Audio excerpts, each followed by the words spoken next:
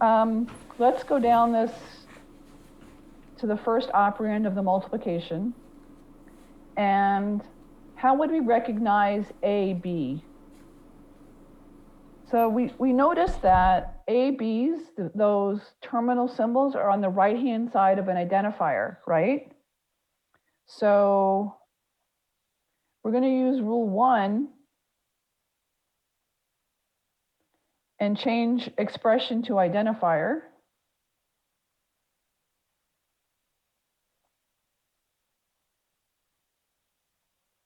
Oh, it's not rule 1. It's rule 7. So rule 7 takes an expression and turns it into an identifier. And so now how would we recognize AB is that rule 10, so I'm going to write the rule here first. Rule 10 takes I and says, okay, what if we do I to B?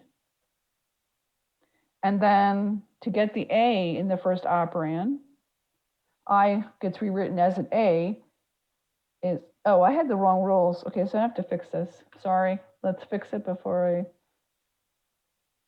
this is rule 7, E to I was right, it was rule 1. So here's my eraser. Go back to draw. Oops.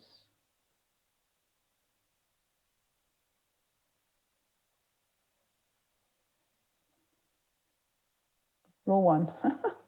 Hopefully that looks like a 1. So at this point, we have the derivation tree, which is sometimes called the parse tree, recognizing the AB star. All right. Now we have to recognize the parenthesized A plus B. Well, if we look, there's a rule 6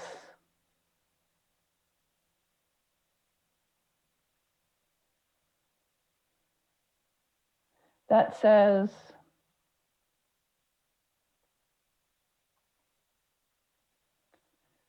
from E, I can go to a parenthesized E, right?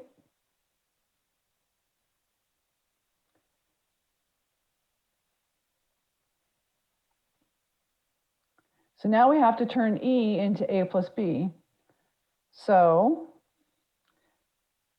there, the E, this E can go to E plus E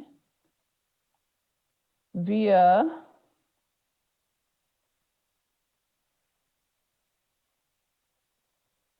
rule 2. And now we just have single A and single B. So using rule 1 twice, we'll take this E and go to an I, take this E and go to I for identifier. And then this I is going to go to A, and this I is going to go to B. And they have different rule numbers. So this one over here is rule 8. Oops.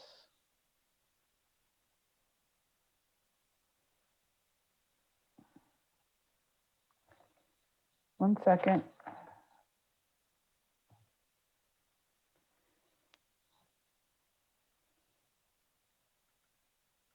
I hit something with my drawing tablet. This is rule 8. And this one is rule 7. Actually, this is rule 7. Okay, I am going to take a screenshot of this while you guys look at it and formulate any questions that you might have. And then I can post this image after class.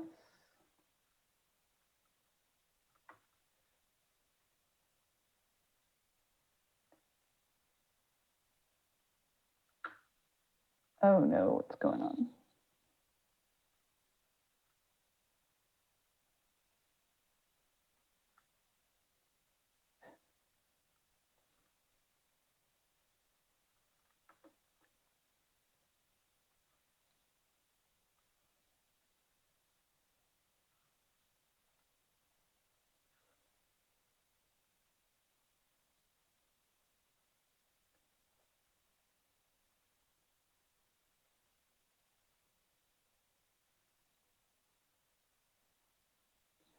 Okay, so now I have a screenshot of it.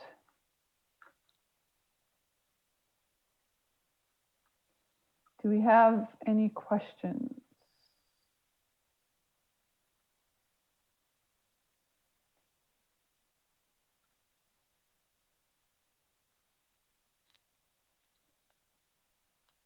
So we're taking the initial non-terminal symbol E, and we're actually using the grammar specification to parse the tokens and create a derivation or parse tree.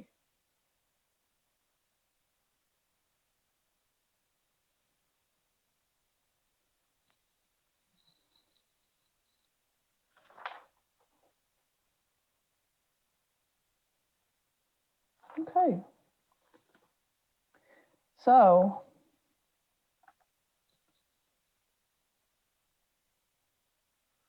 to clear this,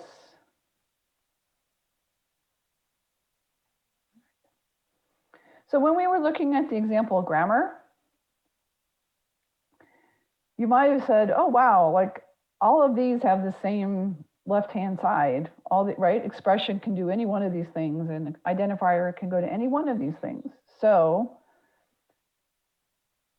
Backus and Nauer, two computer scientists, said, oh, we can write this more succinctly. So they replaced the right arrow by a colon equal. They put non-terminals in angle brackets, which in one sense makes it harder to read for people. And then your choices are separated by the vertical bar, right? And then there's symbols that you may have already encountered as part of your classes. This extended BNF adds meta symbols. So these meta symbols are standard in computer science. If you see plus next to a symbol, it means one or more instances. Asterisk means 0 or more. And if something's enclosed in square brackets, it means optional. So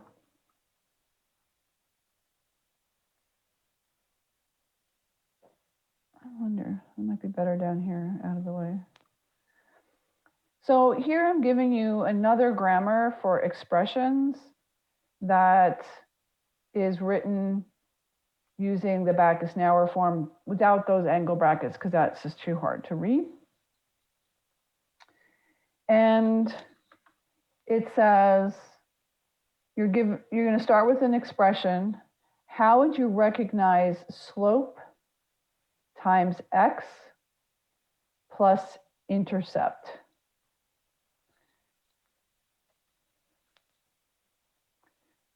So we have 10 minutes left of class. So I'm actually going to have you guys start talking for 5 minutes. I'm going to break you out into Zoom rooms just randomly, bring you back 2 minutes before to do an exit poll.